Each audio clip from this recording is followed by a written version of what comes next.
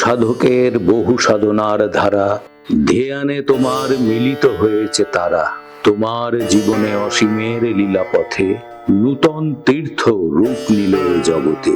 দেশ বিদেশের প্রণাম আনিল টানি, সেথায় আমার প্রণতি দিলাম আনি। নমস্কার। ভরদ্বাজ ইনারাইয়ের ইউটিউব চ্যানেলের সমস্ত দর্শক বন্ধুদের আমার আন্তরিক শুভেচ্ছা ও প্রণাম জানাই।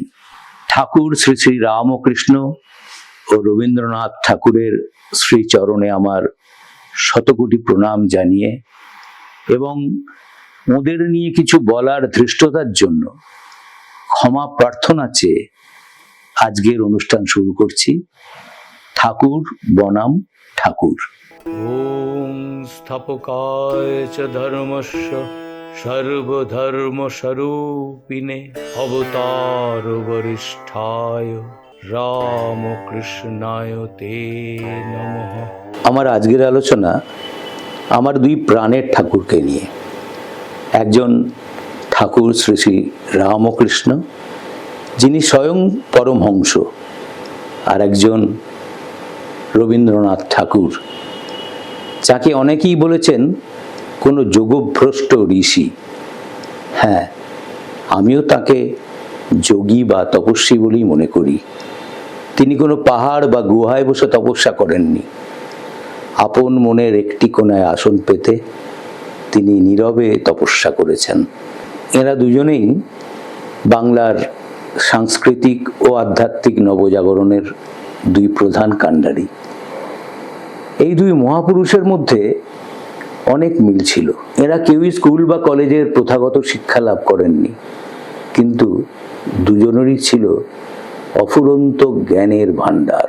শ্রীরামকৃষ্ণের ব্যক্তিত্বের একটাই বৈশিষ্ট্য, আধ্যাত্মিকতা।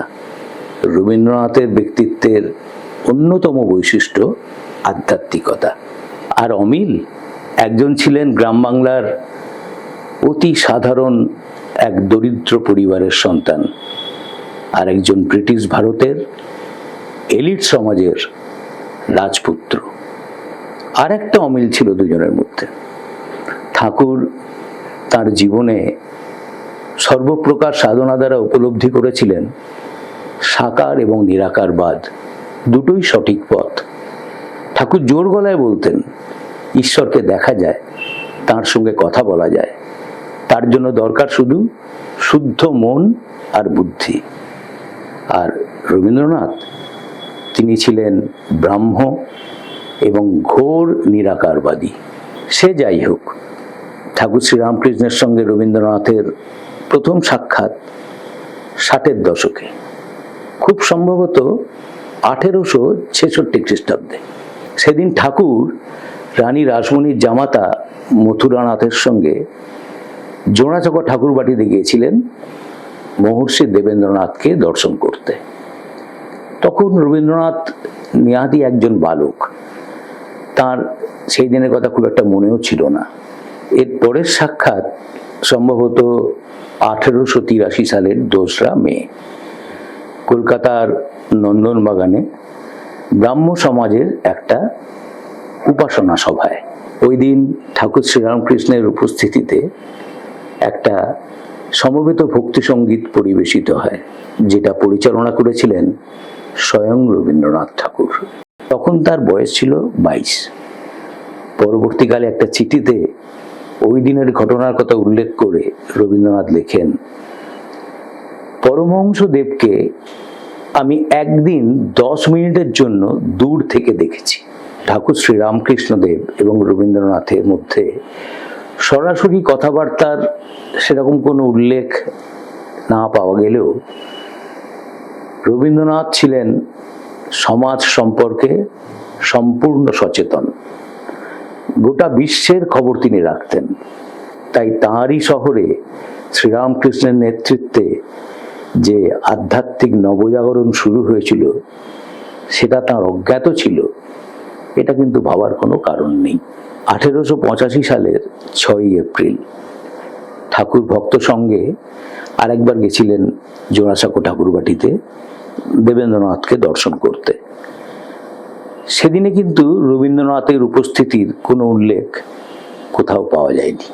তবে একটা কথা, ঠাকুরের মহাপ্রয়াণের পর রবীন্দ্রনাথ যে শ্রীমকথিত রামকৃষ্ণ কথামৃত পড়েছিলেন, সেটা কিন্তু তিনি তার কোনো একটা চিঠিতে উল্লেখ করেছিলেন। আসলে দুজনের প্রধান বিরোধ ছিল আধ্যাত্মিক পথ নিয়ে, আধ্যাত্মিকতা নিয়ে নয়। ঠাকুর বলতেন যত মত তত পথ, কিন্তু রবীন্দ্রনাথ এই সাকার মতটাকে কোনোদিনই মেনে নিতে পারেননি। এই প্রসঙ্গে একটা মজার কথা বলি। রবীন্দ্রনাথ কিন্তু ঠাকুরের এই সাকারবাদ নিয়ে বিদ্রূপ করতেও ছাড়েননি।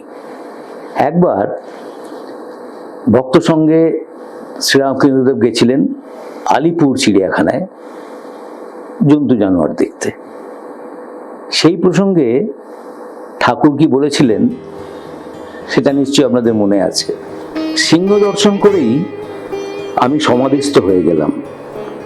ঈশ্বরীর বাহনকে দেখে ঈশ্বরের উদ্দীপন হলো। তখন আর অন্য জানোয়ার কে দেখে, সিংহ দেখেই ফিরে এলাম। আসলে শ্রীরামকৃষ্ণদেব ছিলেন আধ্যাত্মিক বিজ্ঞানী। তিনি সর্বভূতেই ঈশ্বরকে দেখতে পেতেন। পরবর্তীকালে রবীন্দ্রনাথ কতটা মন দিয়ে কথামৃত পড়েছিলেন, তিনি কিন্তু তার রূপ ও অরূপ প্রবন্ধে এই ঘটনা সম্পর্কে কি লিখলেন শোনা যায়। শক্তি উপাসক কোনো একজন বিখ্যাত ভক্ত মহাত্মা আলিপুর পশুশালায় সিংহকে বিশেষ করিয়া দেখিবার জন্য অতিশয় ব্যাকুলতা প্রকাশ করিয়াছিলেন, কেননা সিংহ মায়ের বাহন। শক্তিকে সিংহরূপে কল্পনা করিতে দোষ নাই, কিন্তু সিংহকে শক্তিরূপে যদি দেখি তবে কল্পনার মুহূর্তই চলিয়া যায়। রবীন্দ্রনাথের লেখা সবাই পড়েছিলেন। সাহিত্যিক কুমুদবন্ধু সেন ঠাকুরের অন্যতম প্রিয় ভক্ত গিরিশ ঘোষকে এই কথা বললে গিরিশ ঘোষ তো প্রতিবাদ না করে ছাড়ার বান্দা ছিলেন না। তিনি বললেন, ব্রাহ্ম ভক্তরা যাকে একাধারে শাক্ত, বৈষ্ণব ও বৈদান্তিক যোগী বলে নির্দেশ করেছিলেন, তাকে শক্তির উপাসক ভক্ত বলে উল্লেখ করা রবিবাবুর পক্ষে উদারতার পরিচয়ও হয়নি। এরপর আরেকটা মজার কথা বলি।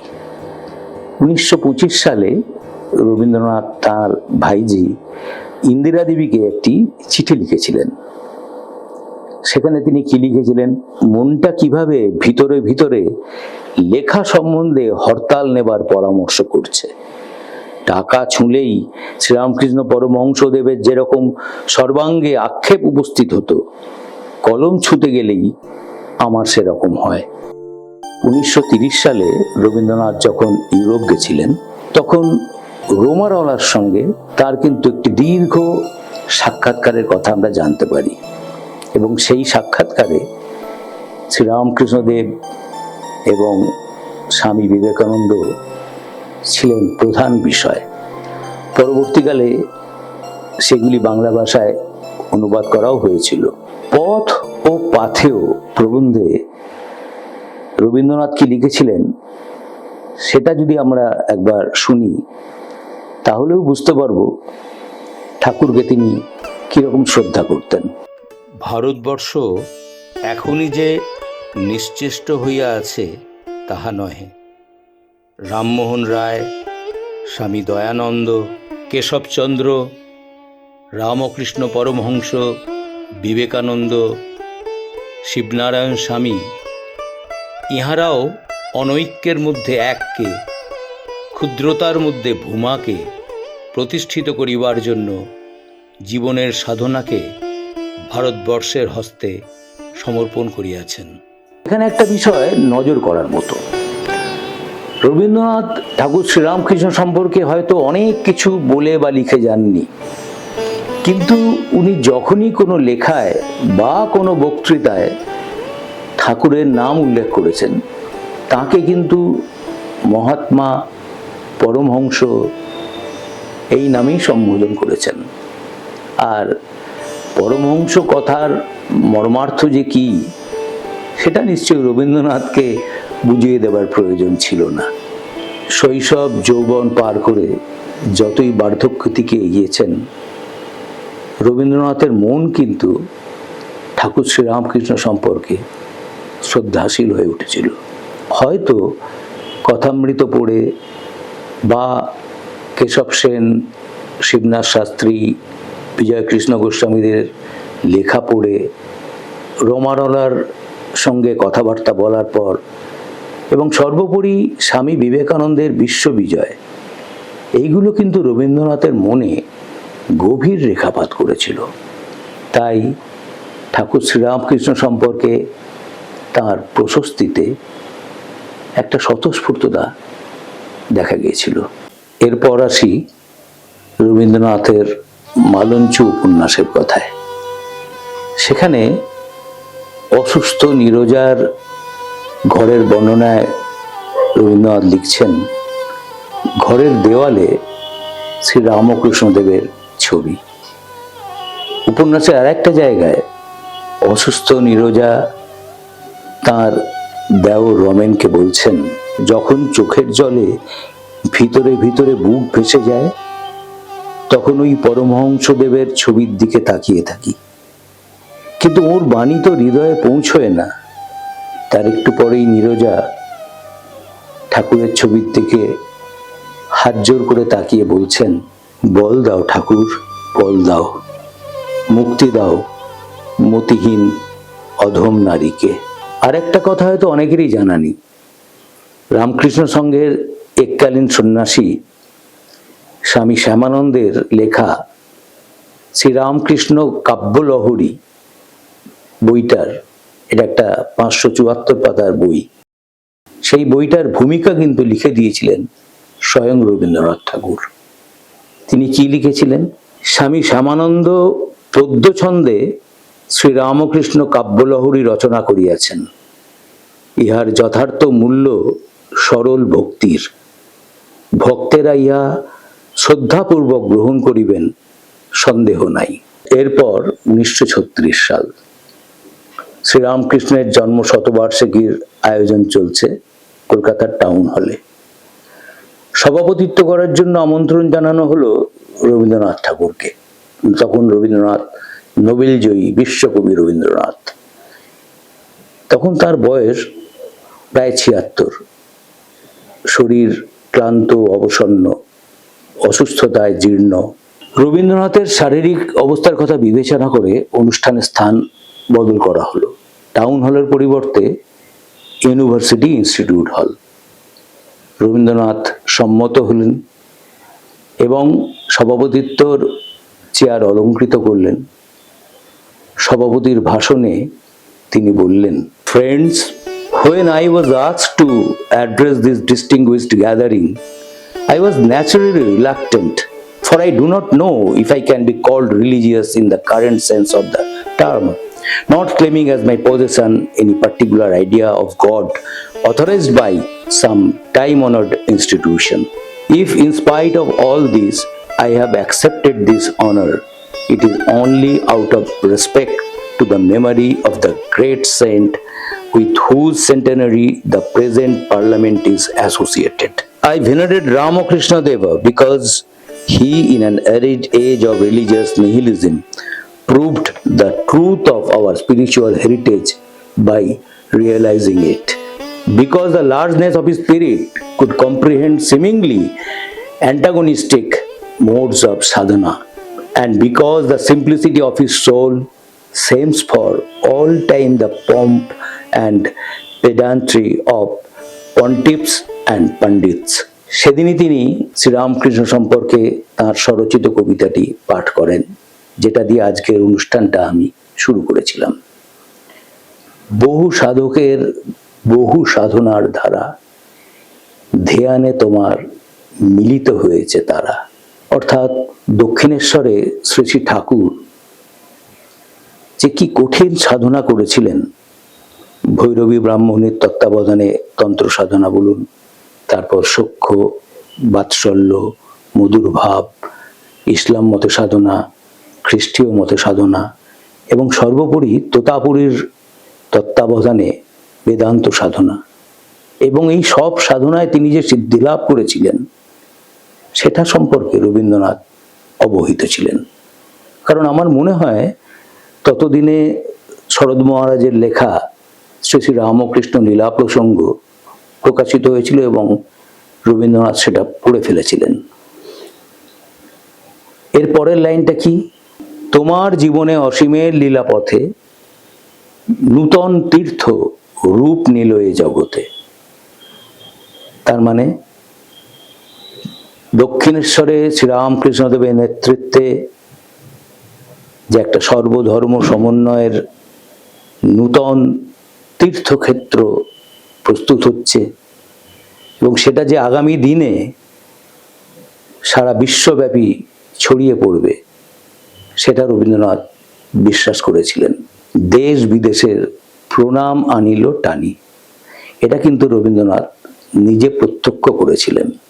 কারণ তার জীবদ্দশায় স্বামী বিবেকানন্দ বিশ্ব জয় করেছিলেন এবং সারা বিশ্বে শ্রীরামকৃষ্ণদেবের বাণী ছড়িয়ে পড়েছিল।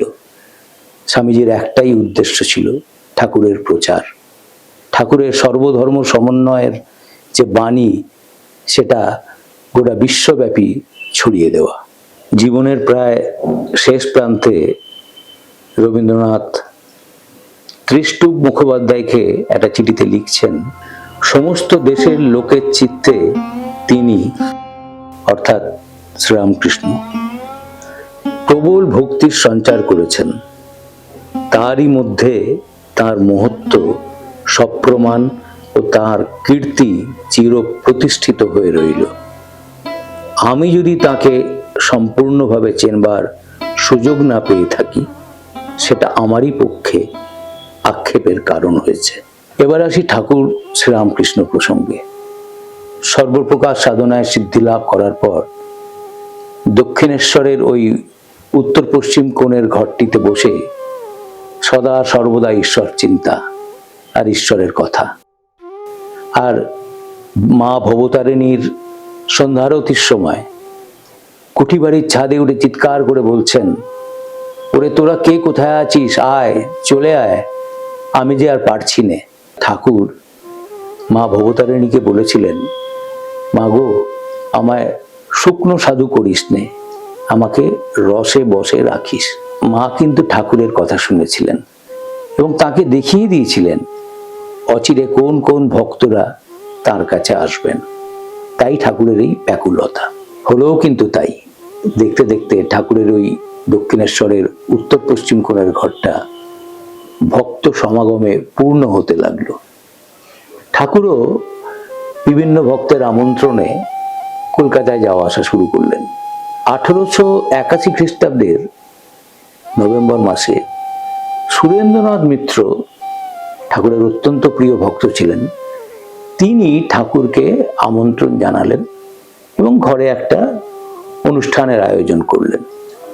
সেইখানে তিনি মানে সুরেন্দ্রনাথ মিত্র পাড়ার ছেলে নরেন্দ্রনাথকে গান গাওয়ার জন্য ডেকে এনেছিলেন। নরেন্দ্রনাথ এলেন, ঠাকুরকে গান শোনালেন।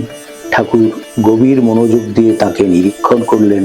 আমার বিশ্বাস ঠাকুর শ্রীরামকৃষ্ণদেব সেই দিনই দিব্য দৃষ্টি দিয়ে বুঝতে পেরেছিলেন এই সেই ঋষি নররূপী নারায়ণ জীবের দুর্গতি নিবারণের জন্য আবার শরীর ধারণ করে এসছেন এবং এই সেই যুবক বা এই সেই ব্যক্তি যার জন্য ঠাকুর এতকাল অপেক্ষা করেছেন।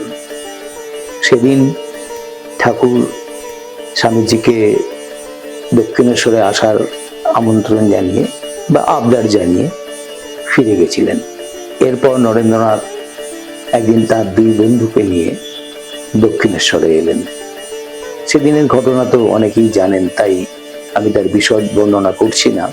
ঠাকুর হাত জোর করে নরেন্দ্রনাথের সামনে দাঁড়িয়ে ঠিক এই কথাগুলি বলেছিলেন যে তুমি সেই ঋষি, সেই নররূপী নারায়ণ, জীবের দুঃখ নিবারণের জন্য তুমি আবার দেহ ধারণ করে এসছো।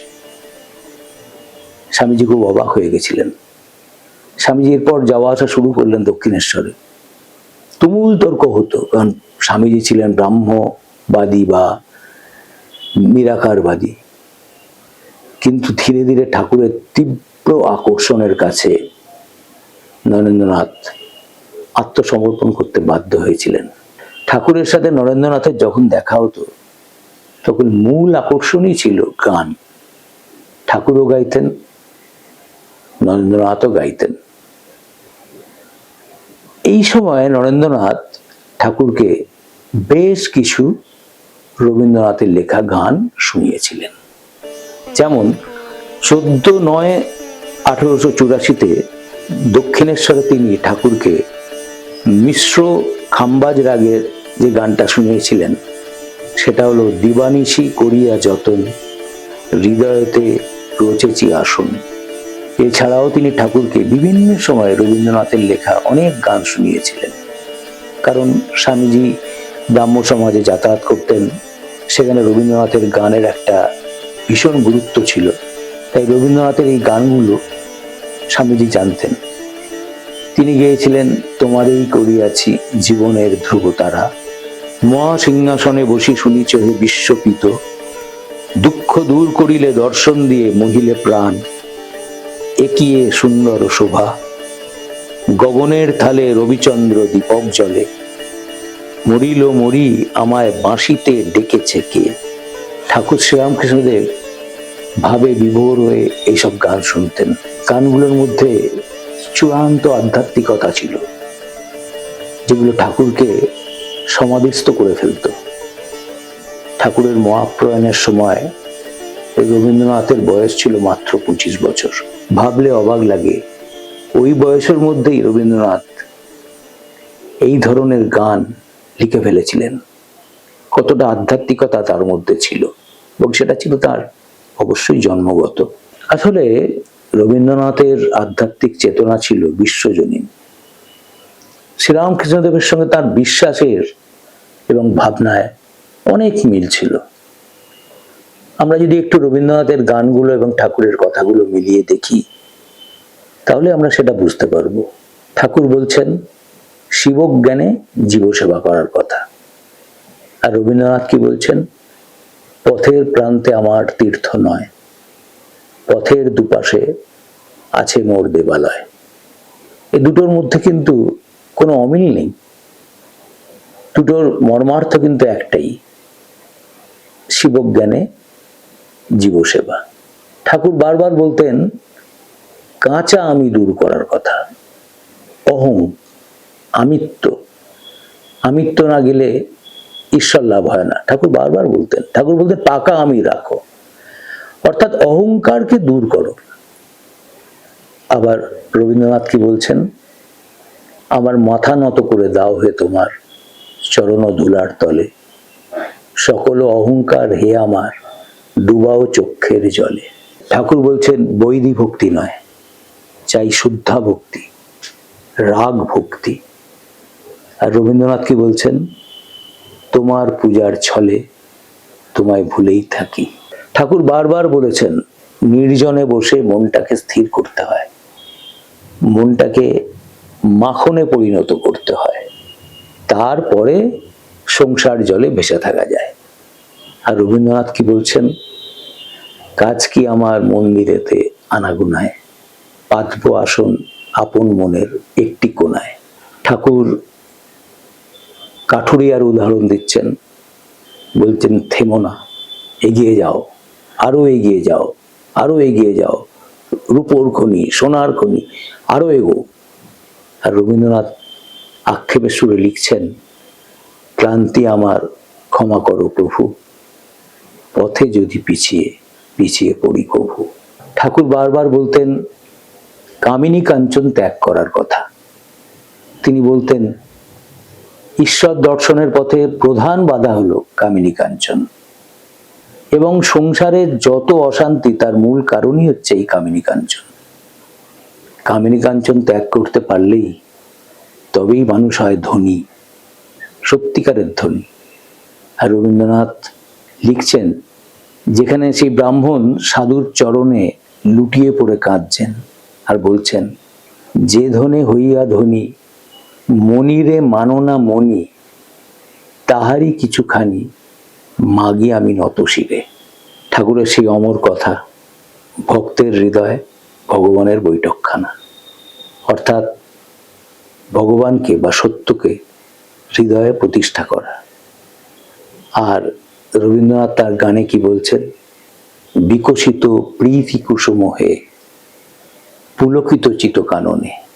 আর একটা গানে তিনি বলছেন, যাচি হে তোমার চরম শান্তি, পরাণে তোমার পরম কান্তি, আমারে আড়াল করিয়া দাঁড়াও হৃদয় পদ্ম দলে। দুটো ভাবনার কত মিল, কিন্তু দুজনের ভাষা, দুজনের বলার ধরন ছিল আলাদা, বিশ্বাস কিন্তু ছিল এক। ঠাকুর বলতেন, ব্রহ্ম কি তা মুখে বলা যায় না। পৃথিবীর সব শব্দ এঁটো হয়ে গেছে, মানে উচ্ছিষ্ট হয়ে গেছে, একমাত্র ব্রহ্ম শব্দটাই উচ্ছিষ্ট হয়নি। স্বয়ং বিদ্যাসাগর এই কথা শুনে খুব মজা পেয়েছিলেন এবং বলেছিলেন, একটা নতুন কথা শুনলুম বা শিখলুম। ঠাকুর ব্রহ্মকে নিজের অন্তরে সদা সর্বদা উপলব্ধি করতেন। ঠাকুর ছিলেন ব্রহ্মজ্ঞানী, বা সঠিকভাবে বলতে গেলে ব্রহ্মবিজ্ঞানী। রবীন্দ্রনাথও কিন্তু তার অন্তরে ব্রহ্মের আস্বাদ লাভ করেছিলেন। তাই তার লেখা এরকম আধ্যাত্মিক রসে পরিপূর্ণ। এবং সেই কারণেই ঠাকুর শ্রীরামকৃষ্ণ এবং রবীন্দ্রনাথের ভাবনার এত সাযুজ্য, এত মিল। ঠাকুর বলতেন, এই সূর্য, চন্দ্র, গ্রহ, তারা সবই মহামায়ার সৃষ্টি। ধ্বংসের মধ্যেই মহামায়া সৃষ্টির বীজ কুড়িয়ে রাখেন। আর ঠাকুরের কথায়, যিনি মহামায়া তিনি পরব্রহ্ম, এক এবং অভেদ। রবীন্দ্রনাথের লেখার মধ্যেও কিন্তু এই ধরনের চিন্তা আমরা খুঁজে পাই। উনি যখন বলছেন, আধারের গায়ে গায়ে পরস্তব, সারা রাত ফোটাক তারা নব নব। কাকে বলছেন? সেই পরব্রহ্ম কি বলছেন, তিনি সবকিছুর স্রষ্টা।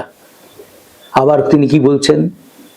রবি তারক চন্দ্র তপন, ব্যাকুল দ্রুত বেগে, করিছে পান ও করিছে স্নান অক্ষয় কিরণে।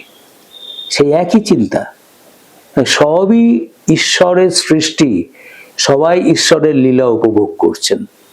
রবীন্দ্রনাথ ঠাকুর হয়তো ঠাকুর শ্রীরামকৃষ্ণদেবকে অবতার বলে মানেননি, বা ঠাকুরের ভক্তরা তাকে যে অবতার জ্ঞানে পুজো করতেন বা তাকে ঈশ্বর জ্ঞান করতেন, এটাও হয়তো তার অপছন্দ ছিল। কিন্তু ঠাকুরের মাহাত্ম্যকে তিনি কোনোদিন অস্বীকার করেননি। ঠাকুরকে তিনি বরাবর বলেছেন পরমহংস, মহাত্মা, এবং ঠাকুরের লীলাকেও তিনি স্বীকার করেছেন। ঠাকুর শ্রীরামকৃষ্ণদেব এবং রবীন্দ্রনাথ ঠাকুর, আমার প্রাণের এই দুই ঠাকুর দুজনেই কিন্তু লোকশিক্ষক এবং পরম পুরুষ। আমাদের প্রত্যেকের জীবনে তাদের শিক্ষাই হোক আমাদের আদর্শ। দুই ঠাকুরের চরণে আমার শতকোটি প্রণাম জানিয়ে আজকের অনুষ্ঠান শেষ করছি। সবাই ভালো থাকবেন। নমস্কার।